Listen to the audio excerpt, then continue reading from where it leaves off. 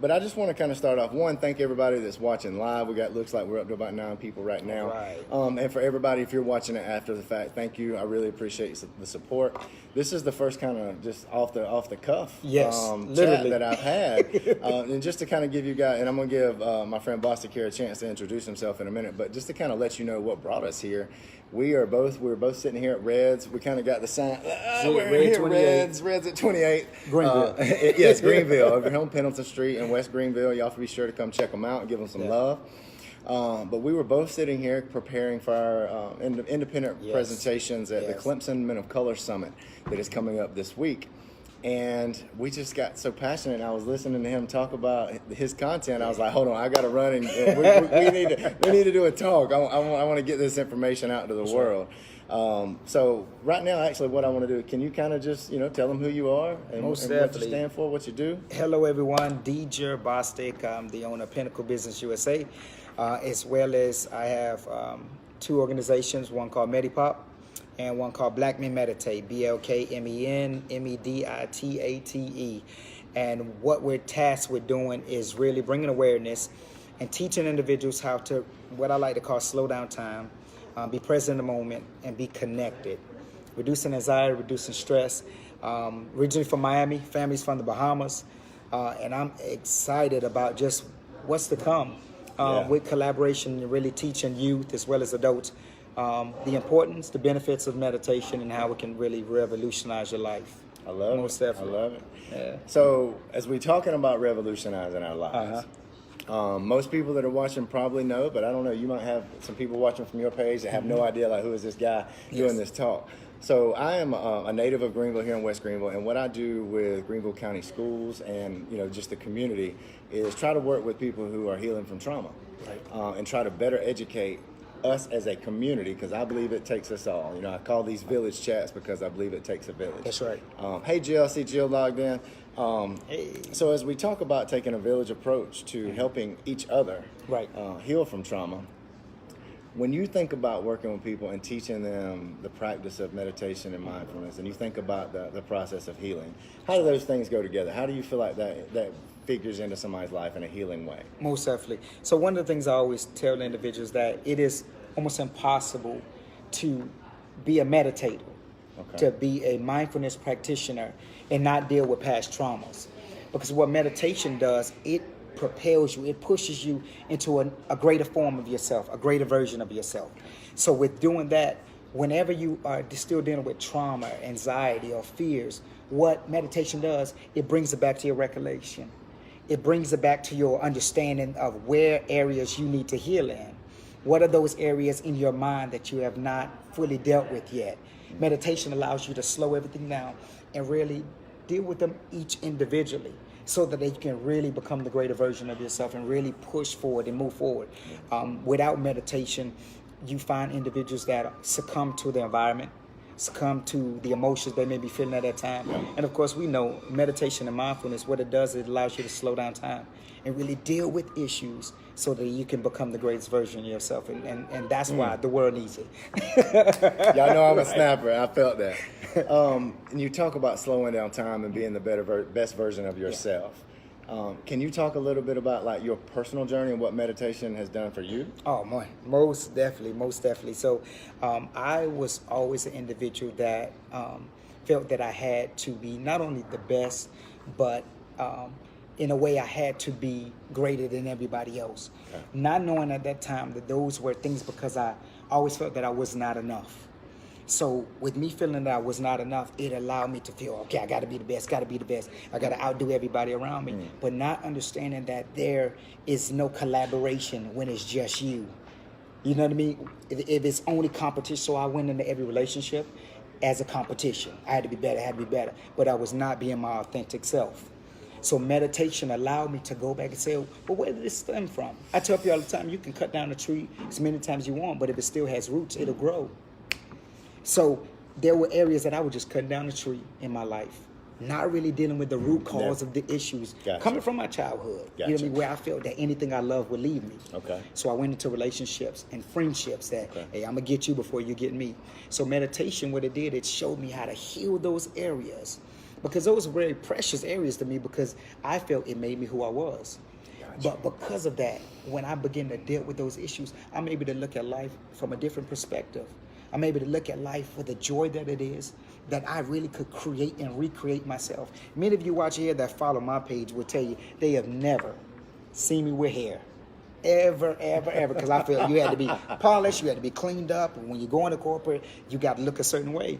But it's but I like to talk about what we come to talk about, and let you know, and not trying to dodge tough subjects. That's right. And I know your Instagram page is called Black Men Meditate. That's right. We are about to speak at the Men of Color Summit. That's right. So, That's right. would you like to speak directly about like the cultural beliefs and things that you work within, as far as actually working with Black men in the practice of meditation? Most definitely. So one of the things I love to address first is that we are not the product of our environment.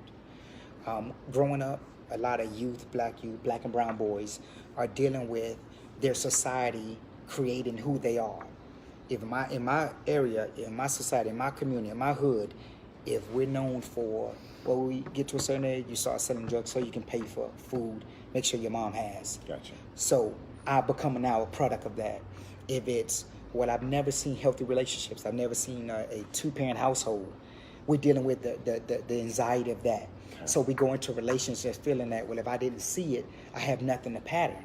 And that's what, going back off, not on a tangent, but there's need for mentors. Right. So because we're dealing with that, we're dealing with, as black and brown boys, as men of color, we're dealing with anxiety, stress, racial biases. I mean, a plethora of just different things that we're dealing with. It's just like always right there, right? Always. So I can go to school, and then when I sit in those classes, I'm tuned out because now I got to think about how I'm going to eat when I get home.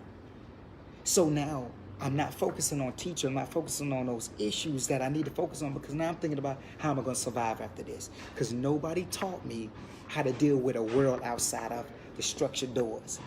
I come to school, there's a structure. I come at home, there is none. So because of that, I have now created a pattern in myself of behaviors that everybody around me is doing it. So it seems like the norm. So how do I go inside myself to find a truly authentic side of myself in chaos? How do I silence the noise and pursue purpose? You do that by silencing the noise. When you said that, it just hit me. Yes, that's the noise. That's the chatter. Because as a professor, as a teacher, you can be telling me things all day and I'm looking dead in your face. Yeah. But I'm dealing with so many things out here. A gang is trying to get me jumped in. I'm in a game and we got to do some things tonight. I'm dealing with all these things, so I'm not listening. So when you teach us how to silence the noise, how to pursue purpose, we gravitate to it because it's hope. Everybody needs hope. Are looking for hope. So when you give me hope that is tangible, actionable stuff, you can sit in my class all day and talk my head off. Right. But if you're not giving me steps, actionable steps that I can use in a real world, I'm not listening to it. So we're going to get to an actionable step in a minute. But before we do, just because I know a little bit more about your past and the different hats you have worn and you do wear and the worlds that you intersect in, I have noticed, especially being in the South, and this is not something that's only within communities of color, but my people too. That's right. Is I think a lot of times people get hung up when we talk about meditation. They get it. They think, is this okay with like my faith? Oh, you know what I'm going like? Yes. Can I still be call it? We're in the Bible Belt. Can I be a Christian? Is this against my biblical beliefs? Can you speak to that? Most definitely. A quote by Nasir Mahagadatta said that meditation is not a religion and it's not against religion. It's for human beings, and if you are a human being, then it will work for you. Has nothing to do with religion. Matter of fact, there's exactly 72 different scriptures that you can draw from that talks about meditation. 72. About being still. When the Bible talks about being still, that's meditation. He said, meditate on these things. What are those things? Those are affirmations. So there's so many things that we feel that because I don't understand. Remember, what we don't understand, we reject. Those things we reject, we fear. And because we are putting all these fear-based things and we're saying, oh, those two can't go together. Well, prayer and meditation goes together. When I wake up at 4:30 every morning, I go into a prayer and then I move into a meditation. My meditation is fueled with intentions. Why am I meditating? Even from when individuals are fasting, they don't fully understand that fasting is not, you're not fasting for, you're fasting to hear God concerning this issue. You can't fast for anything, you fast to. So the same way with meditation, I meditate with the intent that I want to see what I can become. Gotcha. I want to quiet myself. I want to deal with what are those steps that I can use to quiet down all the noise and the chaos. I was listening to a podcast on meditation this week, and somebody said something, and I was like, that it makes somebody. They were like, you don't meditate, you don't practice meditation to become better at meditating. You practice meditating to become better at life. Yes, yeah. I tell people, they ask me all the time, well, Bozic, how do you know that meditation is working? You don't. Everybody else does. Because people would say, man, that thing would have really upset you. Yes, It would have got you upset, yes. angry. You don't respond the way you did before. Because now, going back to what we talked about earlier, all those alarms, you've learned how to quiet all that Right. down. And now I can be calm. What Chaos. I tell my kids, actually, and it's just a slight difference in words, is without meditation, I feel like I used to just react. And now I can take a second and actually respond in a way that I'm not going to regret. There you go. You know what Now I mean? you're mindful, and even when biblically when it's talked about mindful, that means it's full in mind. My mind is the only thought that I have is concerning what's going on at that moment. I am fully in the moment. My mind is full of exactly what's going on. It could be good and bad. You can have a full mind of anger, resentment, hate, Yeah. or you can have a full mind of peace, joy, power, purpose. And that can, It's a choice. Yes. I mean, and too good or too bad can still get us off track. Yes, indeed. Must balance. So we, I'm gonna kind of rein us back in. Yes. Like a few minutes ago, I don't remember exactly what we said, but we were talking about a concrete strategy, like That's right. the how. So there's probably a lot of people watching or will watch this video Mm-hmm. that have anywhere from having a regular meditation practice Mm-hmm. to I've never even given myself the chance to even think this is something I could do. So. Right. Can you start us off small? Maybe like if somebody watching is wanting to all right, I want to be done with this video. Mm-hmm. What's one thing I could try to kind of get a sense of what this feels like? Oh, most definitely. I would say one of the methods that I've subscribed to, which is called the 748. 748 method. It is one that you can do at any given time. There's been times I've been in meetings and things were going kind of to the left, and I felt myself becoming myself. So I was able to step away. So 748 is 7 breaths in. You're going to hold it for 4 seconds. Then you're going to release it for 8 seconds. So you're breathing in on that count of 7 counts. So you're going in 1, 2, 3, 4, 5, 6, 7. Hold 2, 3, 4. Release 2, 3, 4, 5, 6, 7, 8. And at any given moment, your body tension leaves. In that inhale, you're inhaling that moment. You're inhaling that all the good that you want to feel. That whole now I'm taking thought. I got a moment to let that settle inside of me. And then those 8 seconds, you're releasing all those things that you don't want. Those feelings, those anxieties, those stress. Yeah. I've had individuals that come on my various pages and say, it works, Bozic, it works. And then I said, hey, it'll work if you work it. So those are things, so little things like that. It breaks up. If all you're seeing right now is what made you mad, what made you upset, and you're able to just push away from your desk and just get real still, real quiet. Now you're connecting back with your right mind. Because think about it, when you're upset, you're mad, you're not thinking about nothing. They say we see in red. Yep. But to quiet myself down is mastery. Now I don't allow what's going on around me to affect what's going on inside of me. So people marvel like how are you able to do that? Because I'm in control of here. I'm in control. My breath brings me back to center. That now I can be in any environment and I'm cool. I'm safe. I wish I would have known this growing up in certain situations that I was in and I didn't know what to do. But if I knew how to just quiet myself down and connect, life would have been different at that moment. But I got it. You know what I mean? You know, and sometimes I think sometimes we get. I mean, there is definitely a high level to this work, but also some of the things I see mindfulness and meditation where I see in my life is maybe not sending an email that I normally would have sent and regret it, or not responding to a text message before I go and take a breath. Mm-hmm. And, That's and you know, right. I mean, little things that affect every relationship in your life. That's right. That's right. That's right. And now, so often we don't know it, but when it's introduced to us and it's presented to us in a way that's non-aggressive, because sometimes we can give individuals information, but if it's aggressive, oh, you got to have. I mean, think about it. Case in point, sometimes the church at times. Yeah.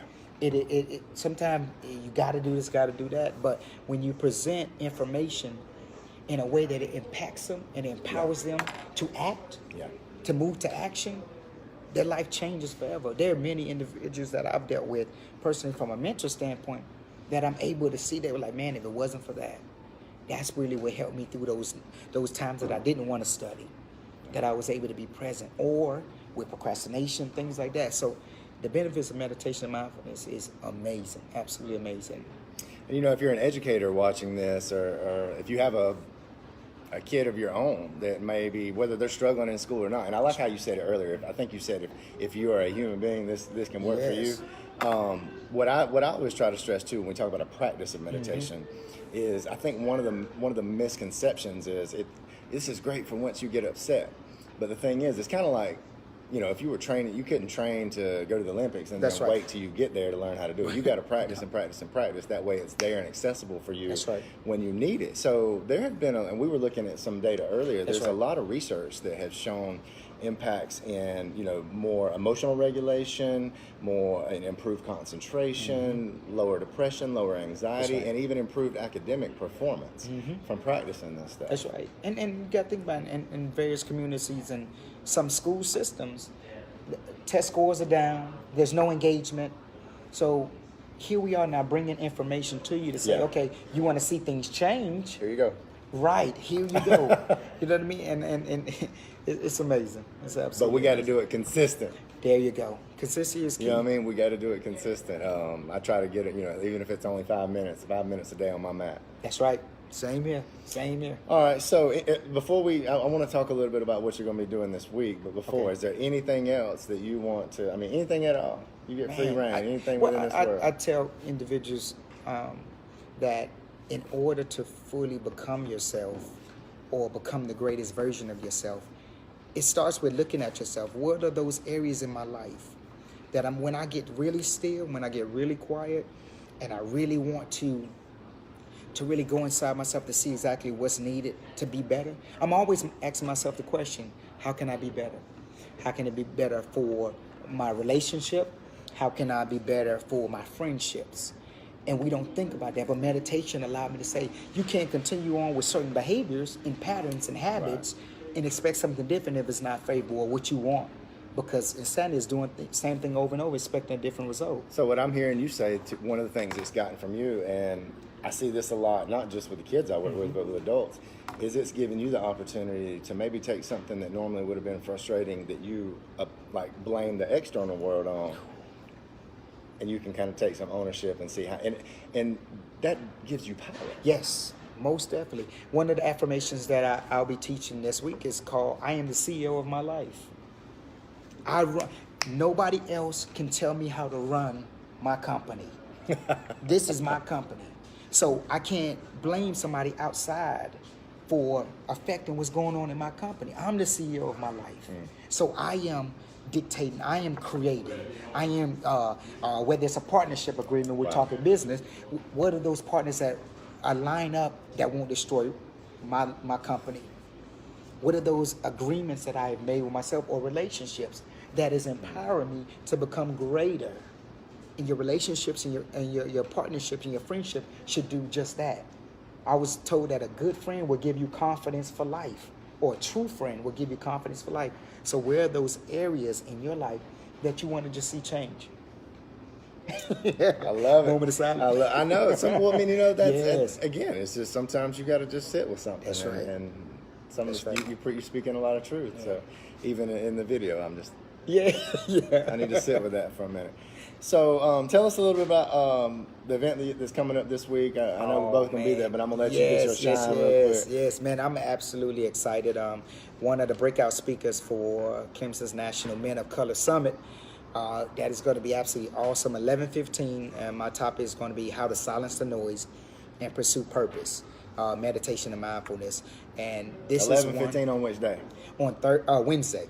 Yeah, on Wednesday. So if you have a group coming out, definitely bring them to our classes. They put us on Wednesday because I think Magic Johnson is coming on Tuesday, and they didn't want us to take away from Exactly. from his. That's what it is. I think he was like, wait, which day TJ and Boss are gonna be at? Because I can't. And you know what? I didn't even mean to do that. But speaking of Magic Johnson, y'all see I got my Kobe shirt on. He is actually he's actually one of my mindfulness and meditation role models. Like he going back to when Phil Jackson used to coach them. And I know you know this, but I remember watching interviews with Kobe, and he said, I have to have 15, 20 minutes on the mat every morning. It's my anchor. And I love how he said it, that he said no matter what happens throughout my day, I can always come back to that breath. That's right. And it doesn't make the problems go away. It gives me the power to deal with them as my best self. Yes, that's right. Clearing mind is not being scattered by the present moment of what's going on, but I'm able to go within myself.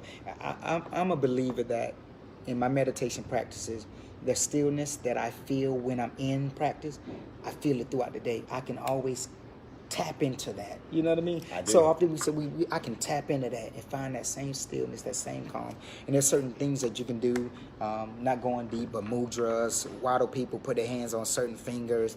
Why palms up versus palm down, palms up, receive, palms down, to ground us, to be present. But I mean, it's absolutely amazing. So in this class, what I'm going to really teach them is actionable steps. What are their intentions of why they're doing what they're doing?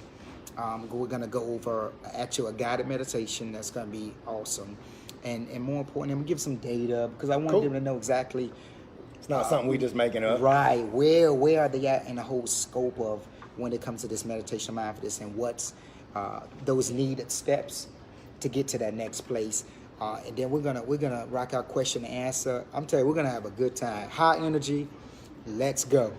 So for our friends watching that are not going to be able to attend the Minnecola Summit because it's sold out already. Yeah.